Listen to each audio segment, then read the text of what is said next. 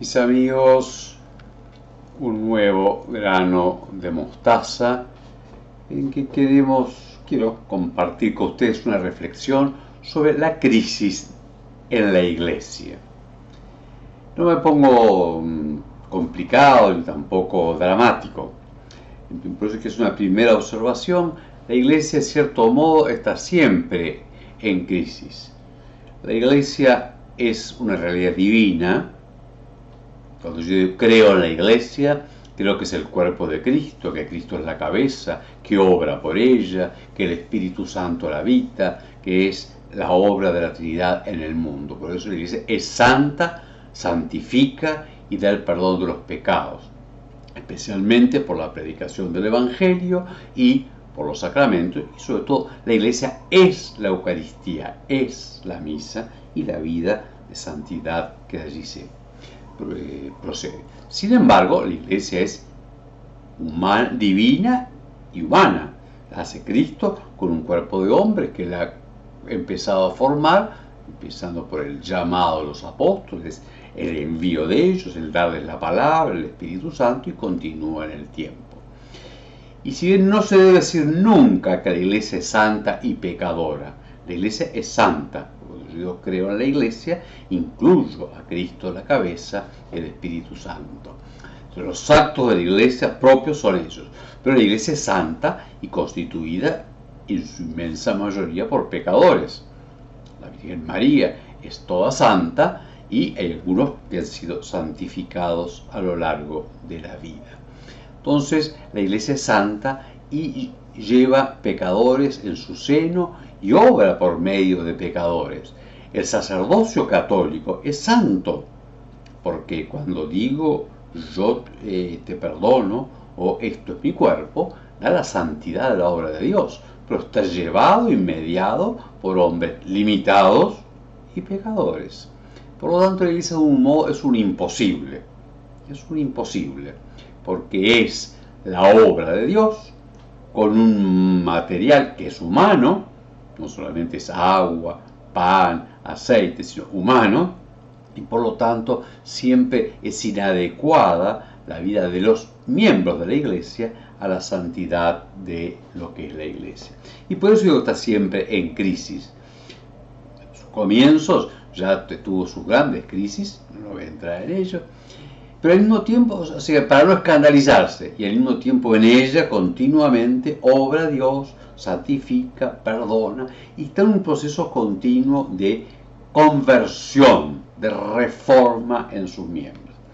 Con esa perspectiva, para no ser el escándalo, sí, la iglesia hoy tiene su propia crisis, la de este tiempo, y ya voy a empezar por un aspecto, para son estos granos de mostaza, que es la crisis de la fe, porque la iglesia antes que nada obra de la revelación de Jesucristo, de Dios que se manifiesta en palabras y en hechos.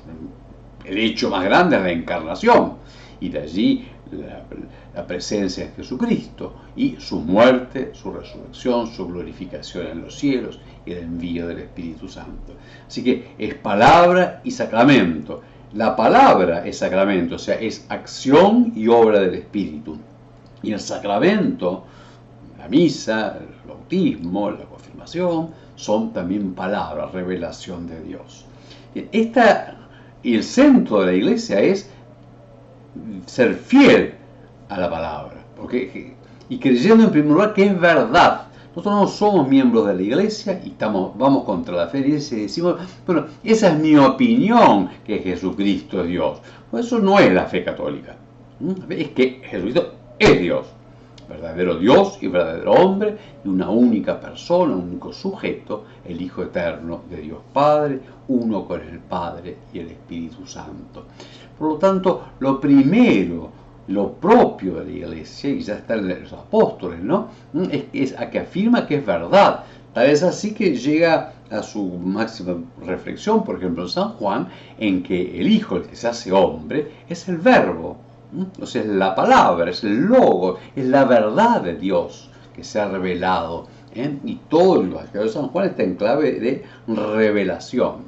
Y la iglesia, repito, cuando yo digo creo en Dios Padre Todopoderoso, la palabra creo no es igual que creo que hoy el tiempo va a mejorar. Eso es una opinión más o menos fundada, en mi caso pocamente fundada, en el caso del tiempo, en otras cosas puede ser que un poco más fundada. Pero el acto de fe que se expresa en creo es que yo afirmo como verdadero apoyándome en el testimonio de Dios. En primer lugar, la crisis principal siempre de la fe, de la iglesia, es la fe. Y hoy la fe, yo diría casi en dos niveles para entender. Uno justamente el acto de fe como acto divino. Divino, por eso la fe es una virtud teologal. Creo a Dios que revela, que el testigo es Dios, que es siempre verdadero, ni miente ni falla.